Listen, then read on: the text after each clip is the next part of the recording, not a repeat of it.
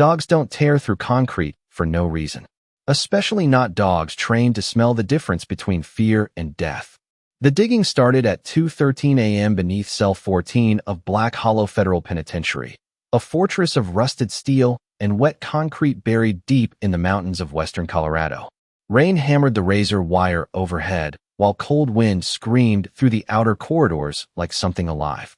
Most nights inside Black Hollow passed in silence, broken only by distant footsteps and the low electric hum of fluorescent lights.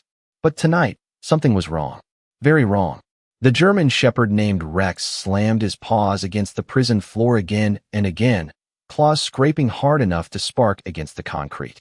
The sound echoed down the isolation wing in sharp, violent bursts. Guards rushed toward the commotion expecting a riot, maybe a medical emergency, but instead they found the FBI K-9 tearing into the floor like a possessed creature. "Get that dog under control," one guard shouted as Rex ignored every command and continued digging beside the rusted bunk bolted to the wall. Dust and fragments of broken cement scattered beneath his paws. His breathing turned ragged. His amber eyes never blinked. It was not aggression. It was desperation. Two correctional officers grabbed his harness and tried pulling him away, but the dog twisted violently, planting himself back over the exact same spot. Then came the sound that made the hallway fall silent. Rex let out a low, haunting howl that rolled through the prison like a funeral siren. Even the inmates stopped yelling. Somewhere far down the corridor, a metal cup slipped from trembling hands and clattered across the floor. FBI Special Agent Daniel Hayes entered the isolation block seconds later, his boots splashing through puddles leaking from the old ceiling pipes. At 38 years old, Daniel still carried the rigid posture of a Marine long after leaving the battlefield behind.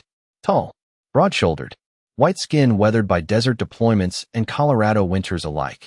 A faded scar cut through the edge of his jawline beneath 3 days of exhaustion. His steel-gray eyes locked onto Rex. Immediately. "What happened?" he asked quietly. "Dog lost his damn mind," one guard muttered nervously. "Been tearing at the floor for almost 10 minutes. Daniel didn't answer right away. He stepped closer instead. Rex stopped digging for the first time since the chaos began.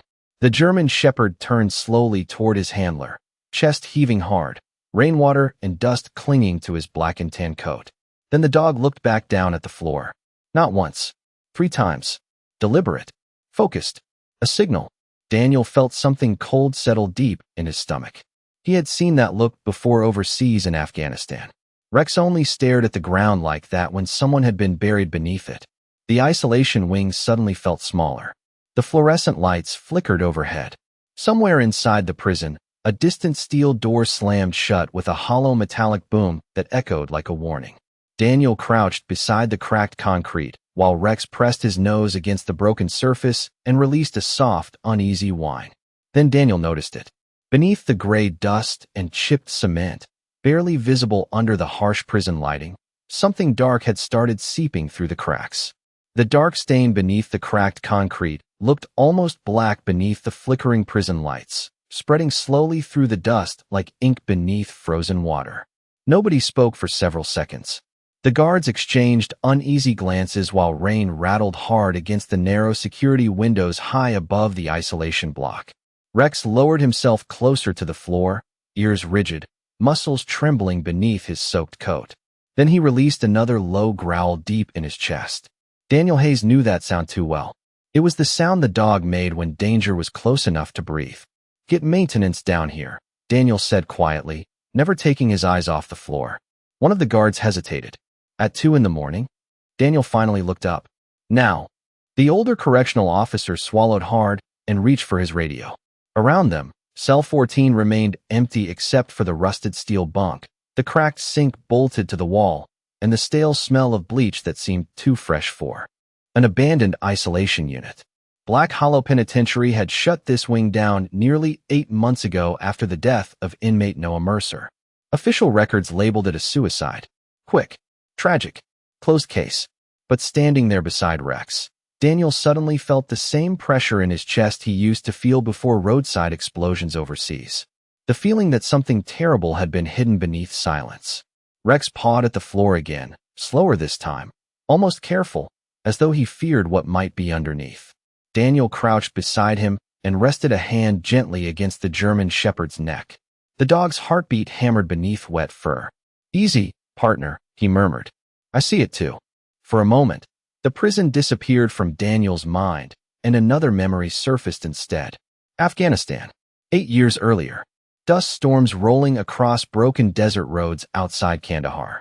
Daniel pinned beneath twisted metal after an explosion buried half their convoy under sand and debris. He remembered the suffocating weight, the darkness, the blood filling one eye. Everyone else thought he was dead. Everyone except Rex. The dog had refused to leave the wreckage. Dug through dirt and shattered steel until Marines finally pulled Daniel free with barely a pulse left. Since that day, Daniel trusted Rex more than reports, paperwork, or politicians. Dogs did not lie. People did. A sudden metallic buzz echoed through the corridor as 2 prison maintenance workers arrived carrying heavy equipment. Neither looked happy to be there. "What exactly are we cutting into?" one asked nervously. "Concrete," a guard answered too fast. Daniel noticed another man standing farther back near the security gate. Deputy Warden Curtis Vane. Tall, clean uniform, silver badge polished like a mirror. His sharp blue eyes remained fixed on Rex with open irritation. "This wing is condemned," Curtis said calmly. "You are creating panic over a dog scratching at old pipes." Daniel stood slowly. "Then you will not mind if we take a look." Curtis smiled, but it never reached his eyes. "You federal people always need ghosts to justify your budgets." Before Daniel could answer, Rex suddenly turned toward Curtis and barked once. Loud, violent. Every guard in the hallway flinched. The German shepherd stepped between Daniel and the deputy warden, fur bristling along his spine as a warning growl rolled from his chest. Curtis froze for half a second before forcing another smile. "Seems your dog does not like me." Daniel studied both of them carefully. Rex never reacted without reason. Never. Somewhere above the prison, thunder rolled across the mountains. Then the maintenance saw finally screamed to life against the concrete floor of cell 14. The cutting blade screamed against the prison floor, spraying sparks across the cracked concrete, while the isolation wing filled with the bitter smell of dust and overheated metal. Every few seconds the lights flickered overhead, bathing cell 14 in pulses of pale white like distant lightning. Rex stood rigid beside Daniel Hayes, his amber eyes locked on the widening cut in the cement. The German shepherd no longer barked. That frightened Daniel more than the growling had. Rex only went silent when he was absolutely certain. One of the maintenance workers wiped sweat from his forehead and stepped back from the saw. "There is something hollow under here," he muttered. "Concrete should not sound like that." The second worker knelt carefully and brushed away loose debris with gloved hands. Beneath the broken slab sat a rusted steel plate no larger than a doorway hatch, hidden under years of poured cement and grime. A narrow seam outlined its edges. Someone had buried it on purpose. The guards shifted uneasily behind them. Nobody in Black Hollow Prison had blueprints showing underground access beneath the isolation wing. Deputy Warden Curtis Vane folded his arms tightly across his chest. "Probably old plumbing access from the 70s, he said too quickly. Daniel glanced at him without speaking. Rex suddenly stepped forward and pressed his nose against the steel hatch. His breathing became shallow and urgent. Then the dog whined softly. Not fear. Recognition. Daniel felt the cold knot in his stomach tighten further. "Open it," he said. One of the guards hesitated. "Sir, we need authorization from administration for structural breach." Daniel reached into his coat pocket and held up his federal credentials. "You have it." Thunder rolled outside again, louder this time, rattling the narrow windows high above the corridor. Rainwater dripped steadily from old ceiling pipes onto the concrete floor with slow hollow taps that echoed through the silence. The maintenance workers hooked steel bars beneath the hatch and pulled together with straining arms. At first nothing happened. Then the rusted seal broke loose with a deep metallic groan that seemed to come from the bones of the prison itself. A gust of stale air surged upward from the darkness below. The smell hit them instantly. Wet earth, rust, mold, something older, forgotten. Several guards stepped backward instinctively. Rex did not move. He stared into the opening with ears raised high, muscles taut beneath his soaked black and tan coat. Daniel crouched near the hatch and shined his flashlight downward. Concrete steps disappeared into darkness beneath the prison, swallowed by shadows after only a few feet. Water dripped somewhere below in slow, uneven rhythms. Jesus, one guard whispered. That was not on any prison map. Curtis Vane's jaw tightened almost invisibly. Seal it back up, he said firmly. This area is unstable. Daniel slowly looked up at him. You knew this was here. I said seal it. Rex suddenly growled again, low and sharp, stepping directly between Curtis and the hatch. The dog's eyes never left the deputy warden's face. Daniel noticed something then. Curtis was sweating despite the cold corridor air. Tiny beads forming near his temples. His polished composure had started cracking. Before anyone could speak again, a faint sound drifted upward from somewhere deep beneath the prison. Weak, barely audible. A metallic clink followed by what sounded like coughing. Every person in the corridor froze. One of the younger guards looked pale beneath the fluorescent lights. Did you hear that? He whispered. The sound came again. Faint. Human. Rex immediately lunged toward the staircase opening, claws scraping hard against the edge of the hidden tunnel while Daniel grabbed the harness with both hands. The German Shepherd barked once into the darkness below. Then, somewhere far beneath Black Hollow Prison, a voice answered back. The voice that rose from beneath the prison was weak enough to mistake for wind, yet every person standing in cell 14 heard it clearly. A single rasping word carried upward through the darkness below the hidden staircase. Help! The isolation wing fell completely silent except for the steady drip of water echoing from somewhere underground. Daniel Hayes felt the hair rise along the back of his neck while Rex strained hard against the harness, claws scraping against the broken concrete near the hatch. The German Shepherd barked sharply into the tunnel again, tail stiff, body trembling with urgency. There is somebody down there, one guard whispered. Nobody answered him. Deputy Warden Curtis Vane stepped forward suddenly, his polished boots stopping inches from the opening. This area is restricted, he said firmly. We do not know if those tunnels are structurally safe. Daniel slowly stood between Curtis and the staircase. A minute ago you said this place was old plumbing. Curtis's expression hardened beneath the pale fluorescent lights. Agent Hayes, you are interfering with prison operations. Daniel stared at him without blinking. And you are sweating through your uniform at 2:30 in the morning. One of the younger guards lowered his eyes immediately. Nobody wanted to stand between the Federal Bureau of Investigation and prison administration, especially not inside Black Hollow. The place already carried enough rumors to poison sleep. Inmates talked about missing people, forgotten wings, sounds behind walls that never appeared on official reports. Most dismissed them as prison stories born from isolation and fear. But now a hidden staircase had opened beneath a dead inmate's cell, and somewhere underground, a living voice had answered a dog. Rex pulled hard again, almost dragging Daniel toward the darkness. We are going down, Daniel said. Curtis stepped in front of him immediately. Absolutely not. The German Shepherd released another low growl, ears pinned back as his amber eyes locked onto the deputy warden. Daniel noticed the guards, shifting uneasily around them. Nobody trusted the tension filling the corridor anymore. It had become too thick, too human. One maintenance worker quietly removed his gloves and backed toward the hallway exit. I did not sign up for whatever this is, he muttered before disappearing around the corner. Thunder cracked across the mountains outside, causing the prison lights to flicker again. For one brief second, the corridor plunged into darkness.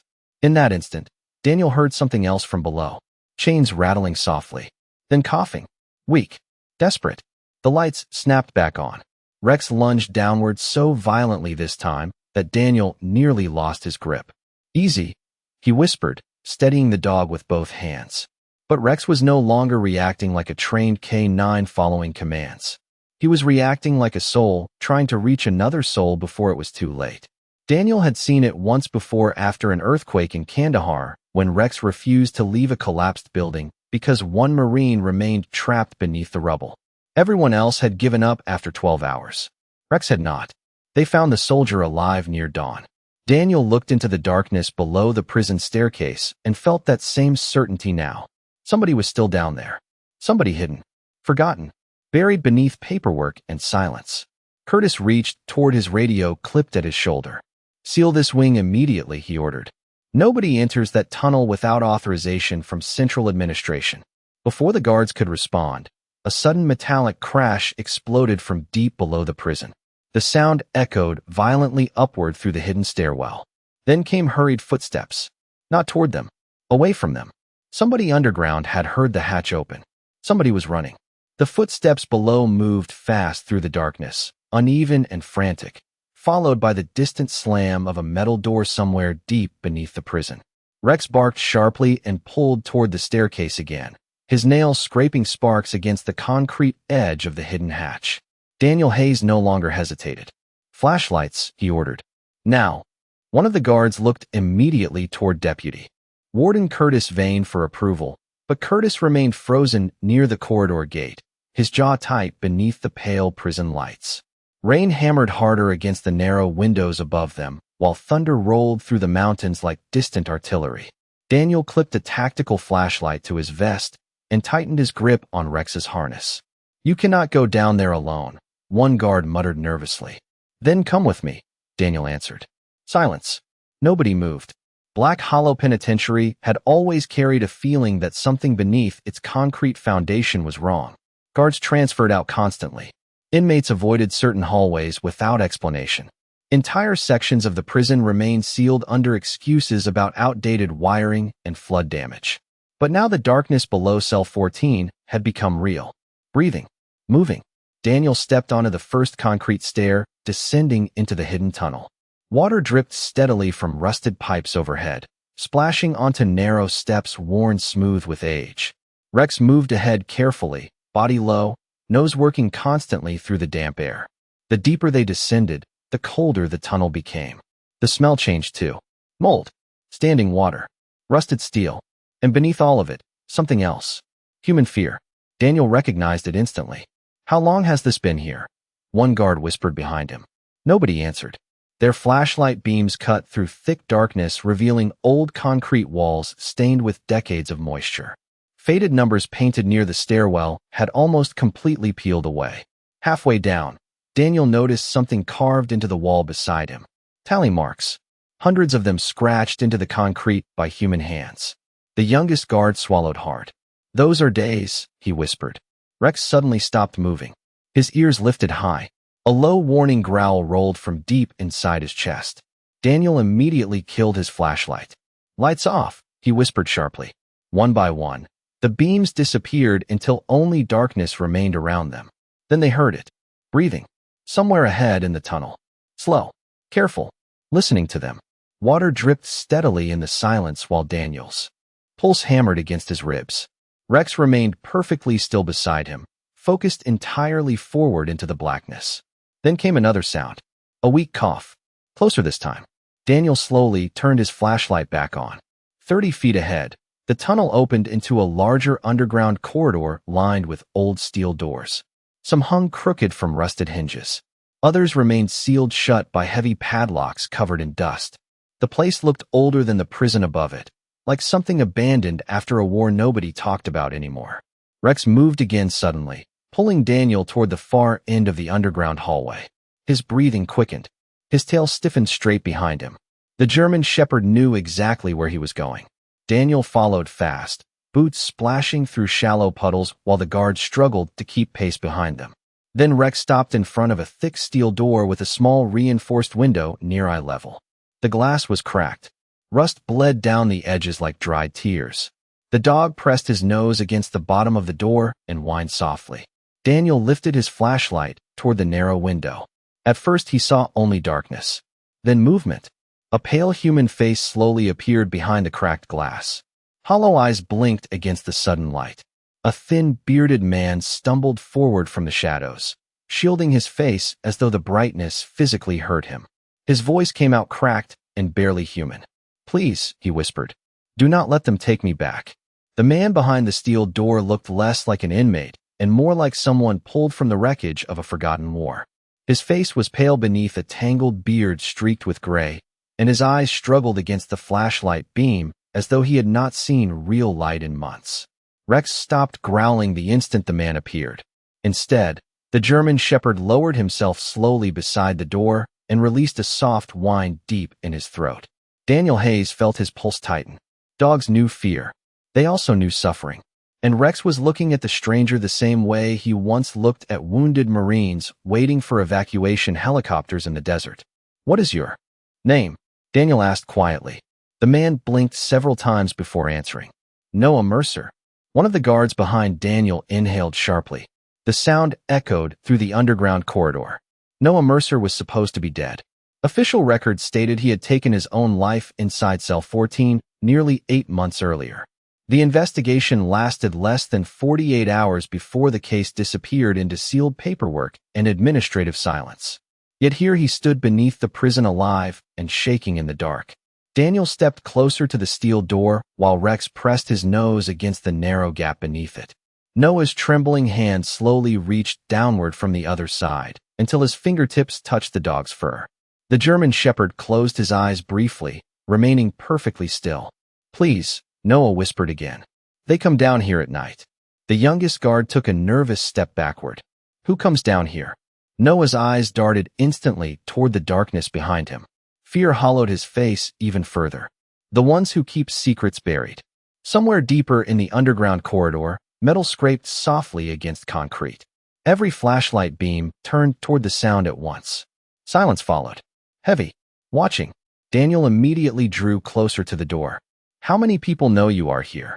Noah gave a weak laugh that barely sounded human. "Enough to make sure nobody believes me." Daniel studied the heavy lock securing the steel door. It looked newer than everything else underground. Cleaner. Recently maintained. Somebody had been using this hidden level regularly. Rex suddenly stiffened beside the door, ears rising high again. The dog turned sharply toward the far end of the corridor and released a warning growl. Daniel heard it a second later. Footsteps. Slow and deliberate, approaching from somewhere deeper beneath the prison. The guards lifted their flashlights shakily toward the darkness, but the beams only revealed dripping pipes and rows of rusted doors disappearing into blackness. "Open the cell," Daniel ordered. "Now." One guard rushed forward with trembling hands and inserted a ring of keys into the heavy padlock. It took 3 attempts before the right key finally turned. The steel lock dropped to the ground with a loud metallic crack that echoed through the underground hall. Noah flinched violently at the sound. The guard pulled the door open slowly. The smell inside the room rolled outward immediately. Damp concrete, stale air, human exhaustion. A thin cot sat against one wall beside empty water bottles and scattered paper notes covered in frantic handwriting. No windows, no clock, no way to know whether it was day or night. Daniel felt anger settle cold and heavy in his chest. This was not imprisonment. This was erasure. Noah stumbled forward weakly into the hallway light, while Rex stayed pressed close beside him as if guarding a wounded soldier. Then Noah suddenly grabbed Daniel's sleeve with trembling fingers. "You need to leave," he whispered urgently. "Before Curtis finds out you opened the hatch." Daniel's expression hardened. Curtis already knows. Noah's face drained of what little color remained. Somewhere above them, the prison lights flickered again. Then every light underground suddenly went dark. Darkness swallowed the underground corridor so completely that for a moment nobody moved or breathed. The hum of electricity vanished. The dripping water stopped sounding distant and suddenly felt close enough to touch. Somewhere deep beneath Black Hollow Prison, a heavy steel door slammed shut with a thunderous boom that echoed through the tunnels like a warning bell. Then came the sound of locks engaging, one after another. Clank, clank, clank. Rex immediately pressed himself against Daniel Hayes's leg, muscles rigid, ears raised toward the darkness ahead. The German shepherd released a low growl that vibrated through the floor beneath them. Daniel pulled a small tactical flashlight from his vest and clicked it on. A narrow white beam sliced across the corridor, revealing frightened faces, rusted pipes, and Noah Mercer standing frozen beside the open cell door like a man reliving a nightmare.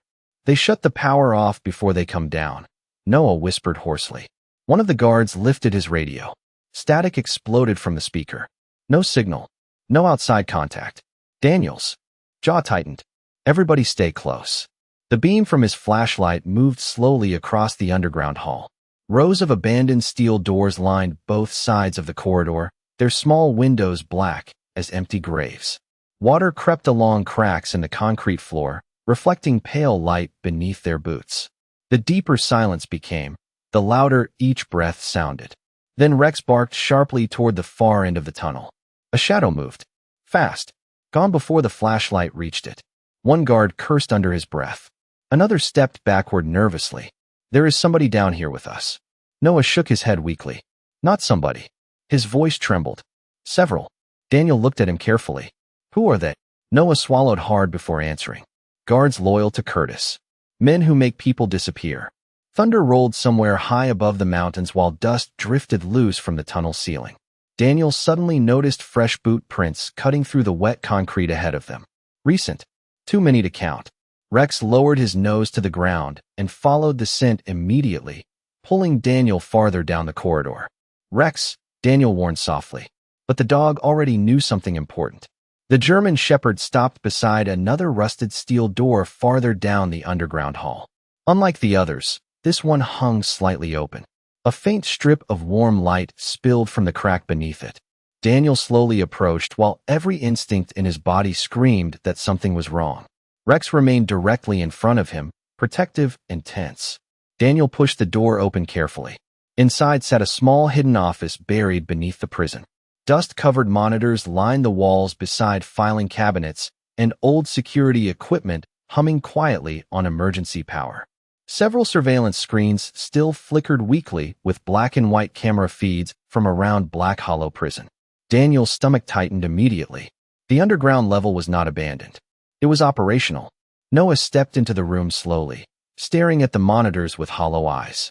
This is where they watched me, he whispered. Daniel scanned the desk beneath the screens. Papers, financial records, names, transfer logs. Several documents carried federal seals. Others listed inmate numbers beside dates, and the word relocated handwritten in red ink. But no transfer destinations. No signatures. No official approval. Just disappearances. Rex suddenly growled again, louder this time. Daniel turned sharply toward the security monitors. One screen flickered with static before stabilizing. The camera feed showed the isolation wing upstairs. Cell 14 remained open beneath flashing emergency lights. And standing beside the broken hatch in the floor was Deputy Warden Curtis Vane. Calm, watching directly into the camera. Then Curtis slowly lifted a handheld radio toward his mouth. The speaker crackled alive somewhere in the darkness around them. Agent Hayes, Curtis's voice echoed through the underground tunnel. You were never supposed to find this place. The radio crackled softly in the underground silence, while Deputy Warden Curtis Vane's voice echoed through hidden speakers buried somewhere behind the tunnel walls. Calm, controlled, almost disappointed. You should have walked away when the dog started digging, he said. Daniel Hayes stared at the flickering monitor, showing Curtis standing above the open hatch in cell 14. Rain flashed against the prison windows behind him, while emergency lights painted the isolation wing in pulses of red. Rex stood beside Daniel with his body angled protectively toward Noah Mercer, amber eyes fixed on the darkness outside the hidden office door. The German Shepherd could hear movement long before the humans could. You kept a federal inmate buried underground for 8 months, Daniel said coldly into the radio. Curtis gave a faint smile through the surveillance feed. Noah Mercer stopped being an inmate the moment he found things that powerful people wanted forgotten. Noah lowered his eyes toward the floor, shoulders trembling beneath the dim emergency lighting. Daniel noticed how thin he had become, how carefully he listened for every sound. Like a man who had learned survival depended on hearing danger before it arrived. What did you find? Daniel asked quietly. Noah hesitated before answering.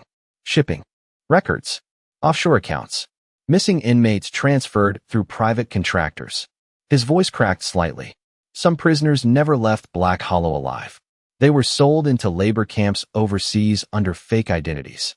One of the guards behind Daniel whispered a stunned curse beneath his breath. The underground office suddenly felt colder. Smaller. Daniel looked back toward the scattered files across the desk. Everything connected now. The hidden tunnel. The sealed reports. The fake suicide. Rex suddenly barked sharply toward the hallway outside the office. Footsteps approached fast through the underground corridor. Multiple people. Flashlights bounced wildly against wet tunnel walls. Daniel immediately shut off the security monitor and motioned everyone away from the doorway. Move, he whispered. The guards quickly helped Noah toward the rear of the room, while Rex remained near the entrance, ears rigid and focused. The footsteps grew louder. Voices echoed faintly from the darkness outside. Search every room. They cannot reach the surface. Curtis wants the witness contained. Noah's face drained pale again. Daniel crouched beside him. Listen to me carefully. We are getting you out. Noah looked at Rex instead of Daniel. The German shepherd stared back silently, unmoving, like a promise carved in fur and bone. Somewhere outside the office, metal scraped against concrete. A flashlight beam slid beneath the crack under the door. Then silence. Complete silence. Daniel's heartbeat pounded hard in his ears, while rain thundered faintly overhead somewhere far above the prison. Rex lowered himself slowly toward the floor, muscles tightening beneath his coat. Daniel knew that posture. The dog was preparing for danger. Then came a voice directly outside the office door. Agent Hayes. Curtis again. Closer now. You still think this place belongs to the law? Daniel remained silent. Curtis continued calmly through the steel door. You spent years fighting enemies overseas. But the truth is simpler than that. The world runs on secrets. Men like Noah threaten powerful systems. Men like me preserve order. Rex growled low and deep. The office lights flickered, weakly as emergency power struggled somewhere in the aging prison grid. Daniel slowly reached toward the desk and noticed a small blinking device half hidden beneath scattered paperwork. A hard drive, still active. Noah immediately saw it too. That contains everything, he whispered urgently. Names, transfers, accounts, evidence. Before Daniel could grab it, the overhead lights suddenly died again. Total darkness swallowed the room. Then the office door handle began turning slowly from the outside. The office door creaked inward slowly as darkness pressed against the room like rising floodwater. Nobody moved. Nobody breathed. Daniel Hayes held the hard drive tightly against his chest while Rex stood frozen between the doorway and Noah Mercer, every muscle in the German shepherd's body taut beneath his black and tan coat. Then emergency lights flickered back to life overhead in weak pulses of deep red. Deputy Warden Curtis Vane stood in the doorway surrounded by 3 armed correctional officers. Their faces looked pale beneath the flashing light, uncertain now that the truth had become impossible to bury again. Curtis's calm expression remained perfectly controlled, but Daniel could see something changing behind his eyes. Fear. Not fear of exposure. Fear of losing control. Rain thundered faintly above the prison while water dripped steadily through the underground tunnels around them. Give me the drive, Curtis said quietly. Daniel did not move. It is over. Curtis smiled faintly. You still believe systems collapse because of evidence. They do not. They survive because people stay afraid. Noah lowered his eyes toward the floor, shoulders trembling beside the old desk. Years of darkness still clung to him like chains. Then Rex stepped forward. Just one step. Silent. Deliberate. The German shepherd stood directly between Noah and the men blocking the doorway.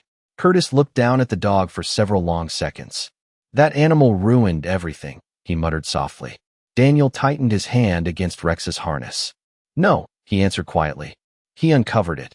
Somewhere above them, distant sirens suddenly pierced the storm outside. Faint at first, then, growing louder. One of the correctional officers near Curtis looked back nervously toward the tunnel behind them. Another lowered his flashlight slightly. Daniel saw uncertainty spreading through the group like cracks through glass. Curtis heard it too. Federal response units. Somebody upstairs had finally reached outside communications before the power shut down. The deputy warden's expression hardened. You have no idea what forces are connected to this place. Daniel stepped forward slowly beside Rex. Maybe not. But tonight the world finally sees it. For the first time since entering the underground tunnels, Curtis looked tired. Not defeated. Just hollow, like a man who had spent too many years guarding darkness until it became part of him. He slowly glanced toward Noah Mercer, standing weakly beside the wall. You should have accepted disappearing, Curtis whispered. Noah looked back at him with exhausted eyes. I tried, he answered softly. But God kept sending witnesses. Curtis's eyes shifted downward toward Rex. The German shepherd never blinked, never backed away. Outside the hidden office, heavy footsteps suddenly thundered through the underground corridor, followed by sharp federal commands echoing against concrete walls. Tactical lights flooded the tunnel entrance beyond the doorway. The correctional officers beside Curtis immediately stepped back with raised hands. The illusion holding Black Hollow together had finally broken. Curtis stood motionless for another few seconds before quietly lowering his radio onto the floor. No dramatic speech. No resistance. Just silence.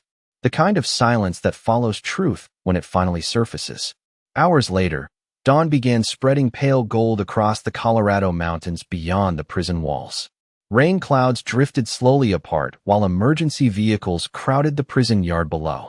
Noah Mercer sat wrapped in a thermal blanket near the back of an ambulance, blinking against morning sunlight like a man seeing the world for the first time again. Daniel stood several feet away beside Rex near the outer fence line overlooking the valley below Black Hollow. The German Shepherd's paws were scraped raw from digging through concrete hours earlier, but he remained calm now. Quiet. The wind moved softly through his fur while the first birds of morning crossed the brightening sky overhead. Daniel slowly knelt beside him and rested a hand against the side of his neck. Rex leaned gently into him without taking his eyes off the sunrise. For a long moment, neither of them moved. They had both spent years searching through ruins left behind by other people's secrets. But this time, a buried truth had survived because one loyal soul refused to stop digging.